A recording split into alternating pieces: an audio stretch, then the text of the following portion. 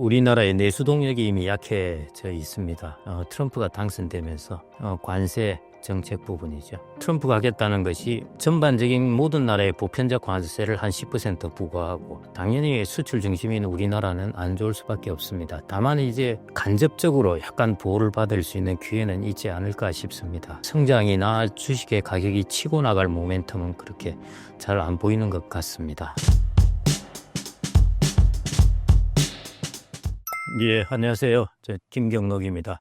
가끔씩 나와서 뵀는데 요즘 좀 하여튼 전반적으로 미국에 새로운 이제 트럼프 행정부도 곧 들어오게 되고 다양한 변수들이 좀 있는 것 같습니다. 하여튼 저도 깊이 이제 보고 있고요. 한번 제가 아는 대로 한번 말씀을 드려볼까 합니다. 미국 증시가 화랑입니다. 그 이유를 무엇으로 보시나요?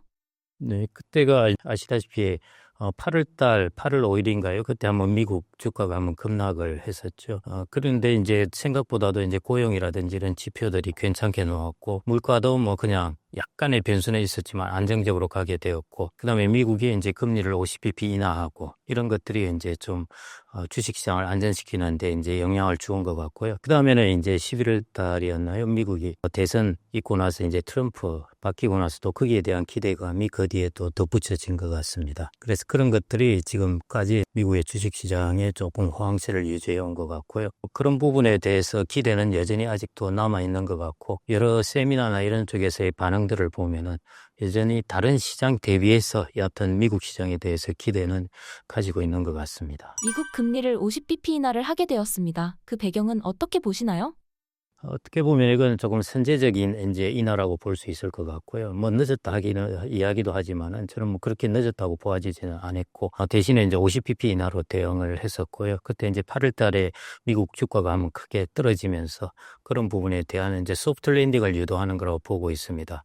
그리고 미국 금리가 지금 워낙 지금 사실은 다른 나라에 비해서 높은 수준을 유지하고 있기 때문에 지금 미국 경제에서의 여러 가지 뭐 재정 수지 적자는 크고 그렇지만은 그나마 그래도 미국 경제를 조금 뒷받침할 수 있는 부분이 아직도 금리 인하 여력이 있다는 부분입니다. 여전히 아직도 뭐 3%포인트 정도는 뭐 하더라도 괜찮은 그런 정도의 금리 인하 여력이 있으니까요. 그래서 그런 부분들이 미국 시장의 기대를 불러일으키고 받쳐주지 않나 그렇게 생각이 되고요. 사실은 이제 고용 데이터가 약간 노동시장이 조금 타이트하게 나왔습니다. 금리 인하할 시점쯤 되었어요.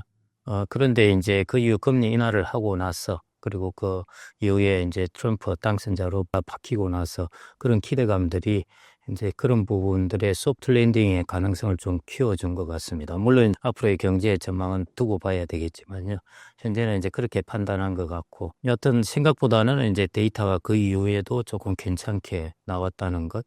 그래서 이제 이게 선제적으로 소프트 랜딩을 유도를 할 수 있다. 뭐 기업들의 실적들은 또 괜찮고 하니까 그런 쪽으로 이제 미국의 시장의 기대가 이루어지는 것 같고요.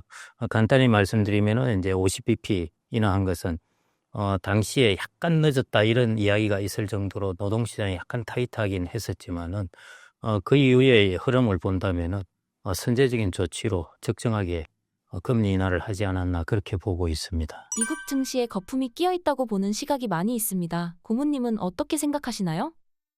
거품이라는 것은 아시다시피 누구든 정의하지는 못합니다. 미국 시장의 지금의 주식의 가격이라는 것은 이제 미래의 미국의 이익을 반영하기 때문에요. 어차피 미래에 얼마나 이익이 날지는 이제 그런 부분은 사실은 모릅니다. 그래서 그린스펀도 이미 그런 이야기를 했고, 많은 전문가들이 주식시장에 혹은 자산 가격의 버블이라는 것은 누구든지 사전적으로 알 수는 없다.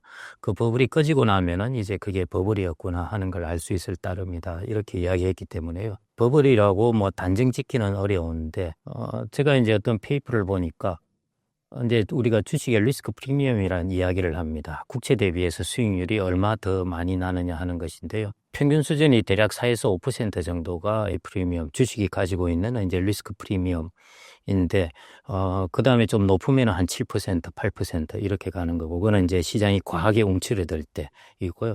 지금이 한 2에서 3% 정도라고 그럽니다. 그러니까 지금은 시장을 낙관적으로 보고 있다는 것이죠. 그리고 이제 퍼 같은 경우에도 아시다시피 한 21 정도 수준으로 평소보다 당연히 높습니다. 높기는 한데요. 아주 높다고 할 수는 없는데 그래도 높은 수준입니다. 그래서 이제 아까 말씀드린 이제 equity 프리미엄이라는 것은 그만큼 이제 낙관적으로 많은 사람들이 보고 있다는 뜻이거든요.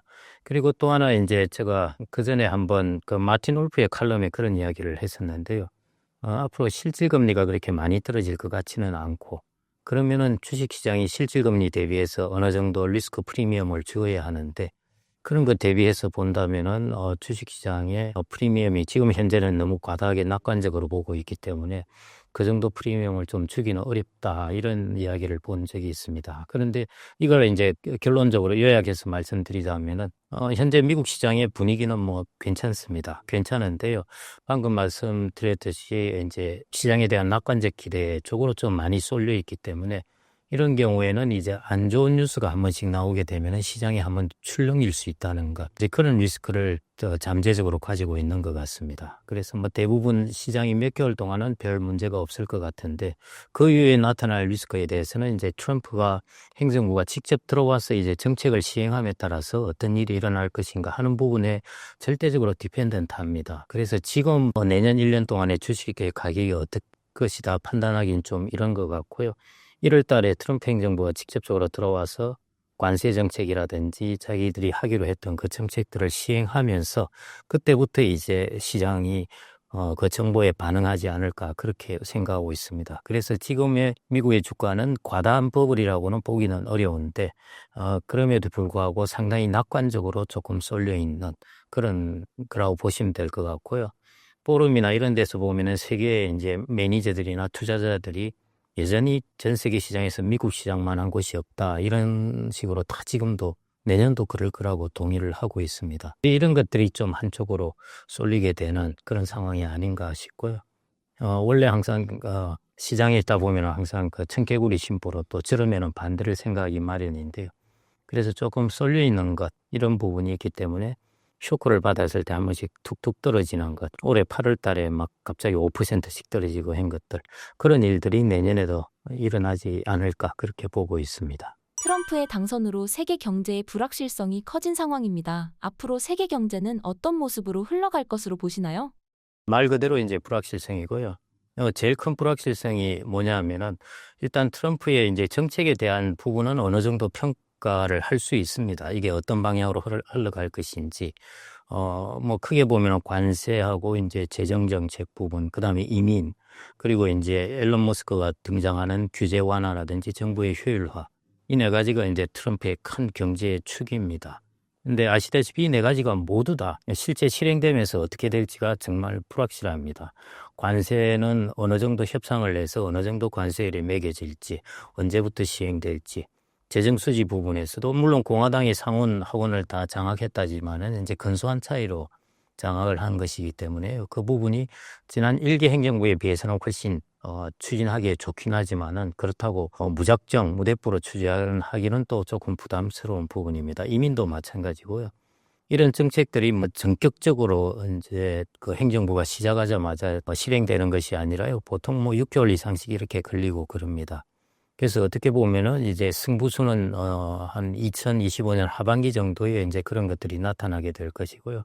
그전에는 이제 그런 뉴스에 대한 반응들이 나타나지 않을까. 근데 여러 가지 이제 시행하는 과정에서 반대도 있고 실시되는 경우도 있고 그런 경우가 있겠죠. 일단 제가 이제 말씀드리고 싶은 부분은 단정 짓기는 어렵다는 것입니다. 어디든 불확실합니다. 왜냐하면 그게 정책이 실제 어떻게 시행될지 모르기 때문에요. 다만 이것들이 이제 시행되었다고 판단할 때 부분은 이제 어느 정도 다 이야기할 수 있습니다. 예를 들어 관세 정책이 이렇게 강하게 시행된다. 그렇게 되면은 당연히 물가를 올리게 될 수밖에고요. 그다음에 세계 경제는 장기적으로 움츠러듭니다. 일반적으로 무역량을 줄이게 되면요. 그래서 이제 스태그플레이션이라는 이야기를 하고 있는 게 그런 이유 때문입니다.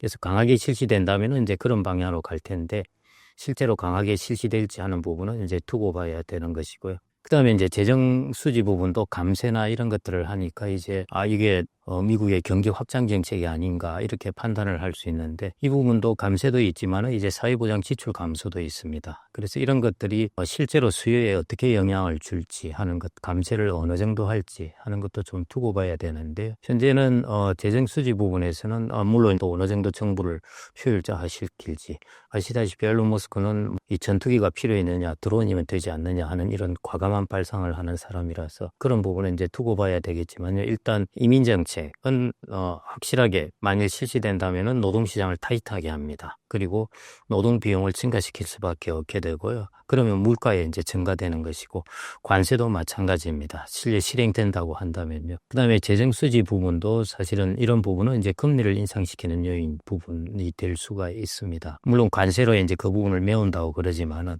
그럼에도 불구하고 재정 수지를 과연 얼마나 일론 머스크를 비롯해서 줄일 수 있을지는 좀 두고 봐야 될 텐데요. 감세를 한다면은 당연히 확장 정책에 속하게 되니까요. 그런 부분은 그 방향으로 볼 수가 있습니다. 다만 이제 규제 완화는 생산성을 높여주게 되겠죠. 만일 실행이 잘 될 수 있다면은. 그래서 그 정도의 이제 방향은 정해져 있고요. 그는 미국만 본 것입니다. 근데 미국이 이제 아시다시피 미국은 세계의 물건을 사주는 것이기 때문에요.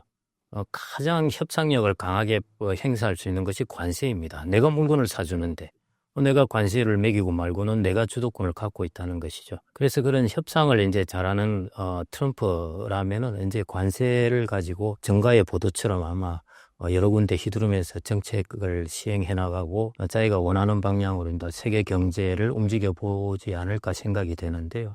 세계 관세에 대해서는 경제학자들이 이제 이미 많은 부분을 이야기했습니다. 그게 보호 관세고 이런 것들이 단기적으로는 좋을 것 같지만은 결국 장기적으로는 이제 세계 경제를 위축시키는 요인임에는 틀림없습니다. 그래서 그런 것들이 이제 중국 경제에 주는 영향, 그다음에 중국 경제에서 이제 우리나라 경제로 같이 주는 영향, 이런 것들이 일어날 수 있는 부분인데 당연히 우리나라가 최근에 이제 주가가 안 좋은 이유도 그런 부분에 이제 영향을 받고 있다는 것입니다. 우리나라는 경제 성장의 동력이 수출이기 때문에 한마디로 로코모티브가 수출이니까요.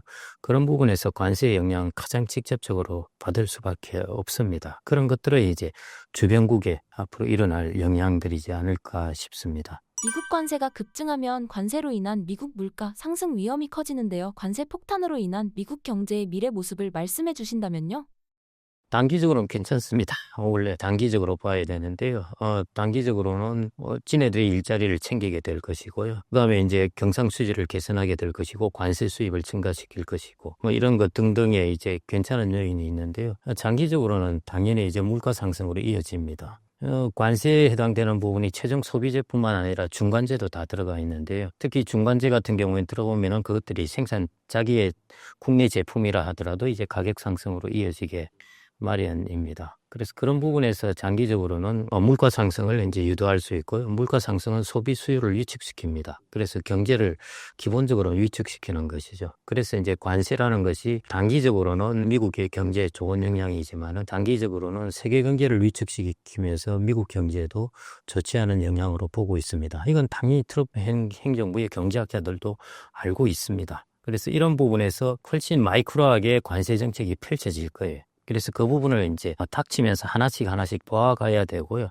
지금 일률적으로 사전적으로 막 전체 픽처를 그리기는 대충 이런 픽처일 것 같은데 구체적인 것은 이제 트럼프 행정부가 출범되면서 보시면서 여러분들의 방향키를 잡아야 되지 않을까 그렇게 생각이 됩니다. 그래서 지금 불확실하다고 그러는 겁니다. 지금과 같이 불확실성이 큰 상황에서의 투자 아이디어를 추천해 주신다면요? 저도 이제 이 부분에 사실은 혼란스럽습니다. 혼란스럽고요. 미국의 주식 가격이 생각보다는 계속 이제 좋은 모습을 보이고 있고 해서. 그래서 지금 같은 경우에 6,500까지 S&P 500을 이야기하는 사람들이 이제 상식처럼 많아졌고, 내년에 미국 S&P 500의 기대 수익률도 배당하고 합치면 대략 한 12% 될 것이다. 이렇게 이야기하는 사람들이 이제 많습니다. 그런 면에서 본다면 수익률은 괜찮긴 하지만요. 근데 저는 하여튼 좀 조심스럽습니다. 조심스럽고요. 아까 말씀드렸듯이 한 번씩 급락할 그런 리스크를 갖고 있기 때문에 채권이 채권이 내년에 또 물가 상승 때문에 금리가 오를 것이다. 그렇게 보긴 하지만은 아마 미국의 정책금리, 페드 레이트 같은 경우에는 내년에 가면은 거의 3% 정도대로 접어들지 않을까 싶고요. 그러면은 채권 시장도 어느 정도 아주 하이엔드에 있는 저 롱엔드에 있는 것들은 모르겠는데요. 그 중간에 있는 5년, 10년짜리 정도는 충분히 따라서 내릴 수 있으니까 그래서 그런 쪽에 중심된 채권 포트폴리오나 펀드 같은 경우에라면 채권이 그냥 마음 편하지 않을까 그렇게 생각합니다. 물론 2년 동안 지금 계속 이런 생각하다가 당하긴 했는데요. 그래서 어떤 사람은 뭐 채권이 5에서 6% 간다 이런 사람도 있습니다. 장기적으로. 그런 리스크도 이제 내재되어 있는데요. 그래서 포트폴리오를 이제 급하게 변화시킬 필요는 없으실 것 같고 조금 예를 들어 지금 주식의 비중이 있다면은 뭐 한 10에서 20% 줄여나가고 이런 식으로 하면서 대응해 나가시는 게 어떨까 그렇게 보고 있습니다. 뭐 마음 편해 보이기로는 하여튼 뭐 채권이 마음 편해 보입니다. 가지고 계시다가 이제 주가가 한 번씩 툭툭 떨어질 때 그럴 때 이제 옮기는 전략 그게 어떨까 싶기는 합니다. 코스피가 계속 하락하고 있는데요. 하락 추세가 길게 지속되는 이유는 무엇인가요? 일단은 이제 우리나라의 내수 동력이 이미 약해져 있습니다. 그다음에는 이제 뭐 한 몇 가지 이유로 볼 수 있는데요. 첫 번째 내수 동력이 약해져 있어서 내수가 뭐 거의 뭐 1년, 2년째 계속 소비 같은 경우 보면 아실 겁니다. 그런 부분이 있고요. 그리고 여러분들이 아마 9월, 10월 달은 약간 반등을 했는데 9월 산업활동 동향을 보시면은 설비 투자 제외하고는 다 마이너스입니다. 전년 동월 대비. 설비 투자라는 것은 수출과 연동돼서 기업들이 일어나는 부분이니까요. 결국에 이제 우리가 수출 관련된 부분을 좀 제외하면은 나머지 다 어렵다는 것입니다. 건설, 기성 같은 경우도 9월 달은 거의 마이너스 12%인가 이랬고요. 소비라든지 이런 것들이 다 9월 달 보면 마이너스였고 10월에는 이제 조금 반등을 했습니다. 그런데 지금까지의 데이터에 보면은 사실은 내수가 계속 어렵다는 걸 보여주고 있고요. 수출은 이제 그나마 조금 수출은 괜찮은 편이고 이런 양극화가 일어나고 있는 것이고요. 그다음에 이제 내수나 또 수출 업종 중에서 중국 경제와의 이제 경쟁, 중국이 한마디로 과다한 제품을 생산해내면서 이제 주변국에 그걸 싼 가격으로 수출하고 있는데 그것들이 이제 지금 영향을 주고 있으면서 우리나라 무슨 화학이라든지 철강이라든지 지금 뭐 사실은 중국의 저가 제품 때문에 상당히 어려운 상황이거든요. 그런 것들이 이제 두 번째 우리나라 시장에 중국으로 인해서 영향을 주는 부분, 그런 부분이 있고요. 세 번째가 이제 트럼프가 당선되면서 관세 정책 부분이죠. 뭐 이민 정책하고는 우리는 뭐 관계없을 테니까 관세 정책에서 우리나라가 매크로하게 가장 영향을 받는 나라 중에 하나가 되어 있습니다. 물론 이제 멕시코라든지 중국이라든지 캐나다라든지 뭐 이런 나라, 베트남은 직격탄으로 되겠지만은 우리나라도 이제 마찬가지 거기에서 벗어날 수가 없습니다. 그래서 그런 요인들이 우리나라 매크로를 좀 불안하게 만들었지 않았나 그렇게 보고 있습니다. 뭐 인구 이야기 이런 것들을 하는데요. 뭐 인구 이야기는 아직은 그렇게 본격적으로 나타날 부분이 아닙니다.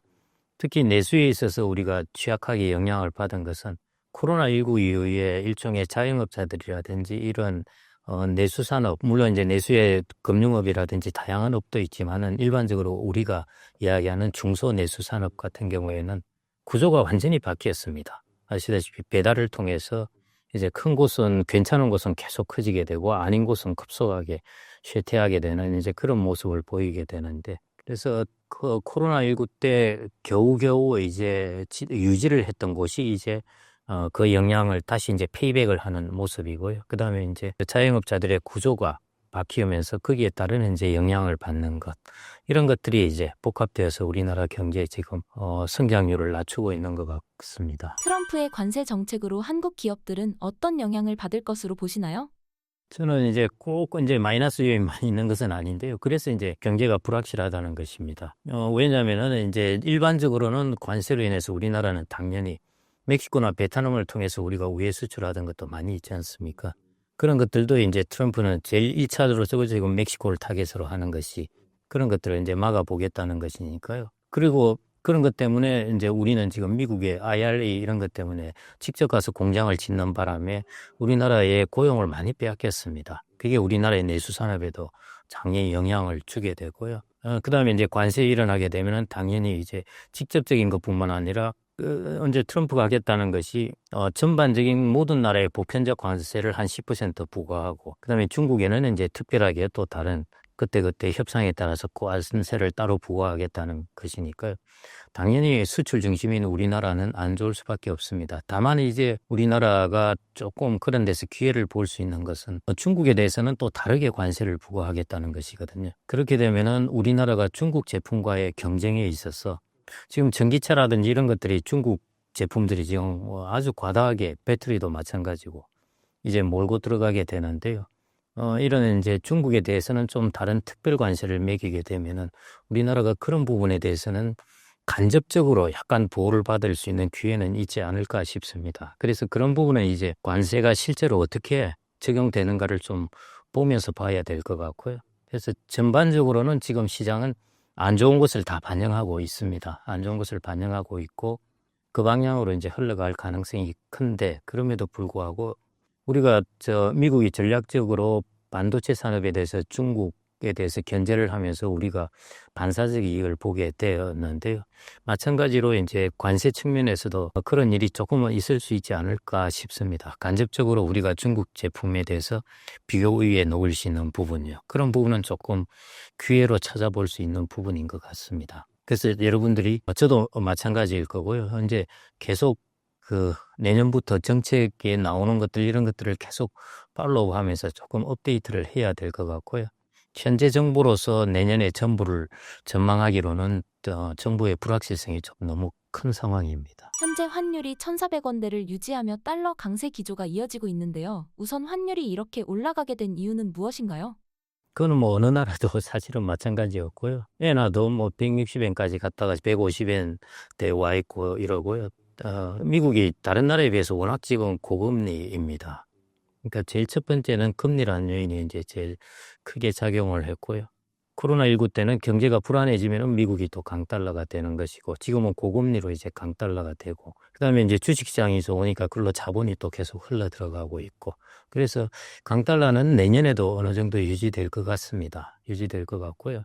다만 이게 이제 내년에 미국이 이제 금리 인하를 조금 본격적으로 하게 되면은 그때 되면은 이제 달러의 방향이 조금 지금처럼 일방적인 강달러의 방향에서 조금 변하지 않을까 그렇게 생각이 되고요. 당분간은 조금 강달러가 유지될 것 같습니다. 우리나라는 경상수지가 계속 흑자인데도 불구하고 지금 이제 강달러하고 원화 약세 현상을 보이고 있거든요. 그런 부분은 아까 말씀드렸듯이 미국의 금리 영향이 워낙 크고 미국의 주식시장이 워낙 좋고 이런 것들이 영향인 것 같습니다. 그리고 우리나라는 상대적으로 미래를 보면은 지금 관세 정책이라든지 이런 것들에 따라서 성장률을 계속 낮추고 있지 않습니까? 그런 영향이 이제 좀 반영된 것 같은데요. 코로나19 때부터 여러분들이 기억을 해서 본다면 계속 이제 거의 강달러처럼 되었는데 이 부분이 환율은 누구도 사실은 전망하기 어렵지만은 2025년에 이제 하반기 정도 가면은 미국이 금리 인하를 이제 좀 많이 하고 다른 나라의 금리 갭을 조금 줄어들게 되면은 그러면은 이제 조금 방향성이 달라지지 않을까 싶은데요. 그럼에도 불구하고 여전히 아직은 미국 기업들의 탄탄함 뭐 이런 것들 그리고 고금리 이런 걸 감안하면은 강달러가 당분간은 좀 유지될 것 같습니다. 근데 이게 항상적이라고 생각하실 필요는 없고요. 항상 경제는 이제 사이클로 가게 되니까 금리가 크게 변하게 되면은 그리고 미국이 조금 경기에 대한 우려가 있으면 금리를 크게 변화시킬 거거든요. 그렇게 되면은 환율의 방향도 조금 달라지지 않을까 싶습니다. 당분간은 그냥 그렇게 봐야 될 것 같습니다. 지금과 같이 고환율이 장기간 지속될 경우 한국 경제는 어떤 영향을 받게 되나요? 이거는 뭐 내수를 당연히 위축시키고요. 지금처럼 내수가 위축된 요인 중에 하나이기도 합니다. 왜냐하면은 고환율이 되면은 수입 제품의 가격이 이제 비싸지게 되니까 당연히 물가에 영향을 주고 이제 그게 소비를 줄이게 되고 그런 요인으로 작용합니다. 그리고 이제 아까 이제 강달러라는 요인 중에 하나 더 보면은 관세 정책도 이제 들어가 있습니다. 그 당시 이제 트럼프 일기 행정부 때 보면은 중국이나 이런 데 관세를 부과하면서 중국이 거기에 대해서 대응하는 것 중에 하나가 환율을 약세로 대응을 하게 됩니다. 그렇게 되면 어느 정도 관세 부과를 상쇄시킬 수 있으니까요. 그래서 그런 측면에서 내년에도 미국이 관세 정책을 부과하면서 그런 부분에서 그 외 상대국들은 아마 환율을 조금 약세로 해서 대응을 하게 될 거고요.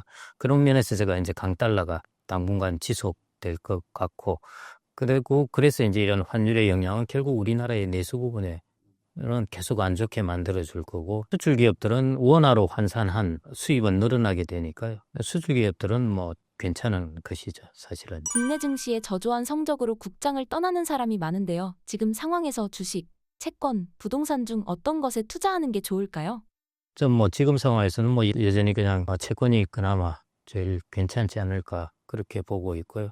우리나라 주식의 가격이 뭐 저평가된 거는 사실일 겁니다. 사실은. 근데 미래를 봤을 때는 저평가냐 아니냐는 뭐 두고 봐야 되겠지만은 한 2, 3년 텀으로 본다면은 뭐 저평가일 것은 맞는 것 같습니다. 그런데 그럼에도 불구하고 이 저평가가 뭐 바로 다시 회복되고 그러는 건 아닐 것 같고요. 당분간은 관세 정책이나 이런 요인들 때문에 우리나라는 조금 저평가 수준이라도 저평가로 머무를 것 같습니다. 그런 변화로 좀 보시면 될 것 같고, 그래서 뭐 그렇게 크게 신나게 오를 만한 일단 모멘텀이 안 보입니다. 그게 제일 큰 부분인데요. 오히려 내년에 이제 트럼프 일기 행정부가 들어서면서 나타날 정책들에 또 어떤 불확실성이 나올지 하는 이런 부분이기 때문에요. 성장이나 주식의 가격이 치고 나갈 모멘텀은 그렇게 잘 안 보이는 것 같습니다. 그래서 뭐 저평가이지만은 당분간은 저평가에 그냥 머물러 있는 그런 시장이 되지 않을까 그렇게 생각이 되고요. 그래서 뭐 그냥 지금은 마음 편하게 생각되는 것은 그냥 채권이나 그다음에 최근에 가격이 좀 과하게 떨어진 리츠나 뭐 이런 것들이 지금은 당분간 돈을 잠깐 피해서 있을 그런 장소가 아닐까 그렇게 보고 있습니다. 채권을 추천해 주셨는데요. 조금 더 자세하게 알려주신다면요. 채권은 개인들은 채권을 하는 데는 채권 펀드가 제일 낫습니다. 채권 ETF나 펀드가 제일 낫고요. 그리고 여러분들이 이제 미국 채권에 막 투자하고 하시는데 미국 채권에 투자하시면서 의외로 잘 모르시는 부분이 어떤 거냐 하면은 미국 지금 금리가 우리나라보다 2% 높다고 그러면은 미국 국채 금리가 2% 높아서 그걸 사면은 환율에 노출됩니다. 그래서 원달러 환율을 해지를 해버리면은 해지 비용이 금리 차만큼 정확하게 들어갑니다. 그래서 해지하면은 똑같아요. 우리나라 금리하고.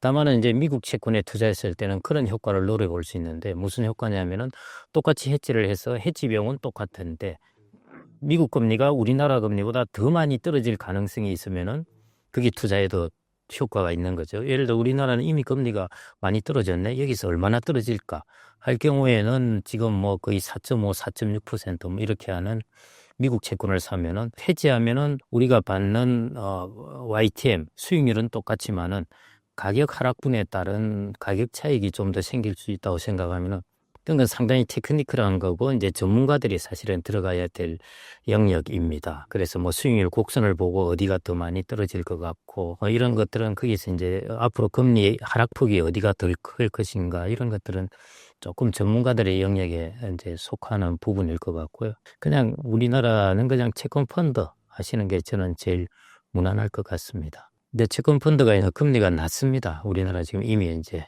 3% 밑으로 가 있고 뭐 이렇게 떨어져 있으니까요. 그래서 이제 리츠 같은 경우 최근에 이제 이런저런 유상증자로 인해 가지고 가격이 많이 떨어졌어요. 유상증자 물량이 너무 많이 나오는 바람에 금리가 올라서 떨어졌다. 아니 미국도 똑같이 금리가 10년짜리 금리고 많이 올랐잖아요. 그런데도 미국 이처럼 별로 안 떨어졌습니다. 그런데 우리나라는 뭐 대폭 떨어졌어요. 그게 이제 유상증자를 너무 많이 물량을 쏟아내는 바람에요. 그게 이제 영향을 줘서 지금 떨어져 버렸습니다. 그래서 지금 가격으로서는 배당 수익률이 꽤 괜찮습니다. 그래서 이런 쪽에도 이제 잠시 조금 아직은 이제 조정 중이니까요. 조금 더 있다가 새해 들어갔으나 새해쯤이나 이런 데 좀 배정을 잠깐 돈을 좀 피해 놓으시면은 배당 수익률 측면에서는 꽤 좋지 않을까 그렇게 봅니다.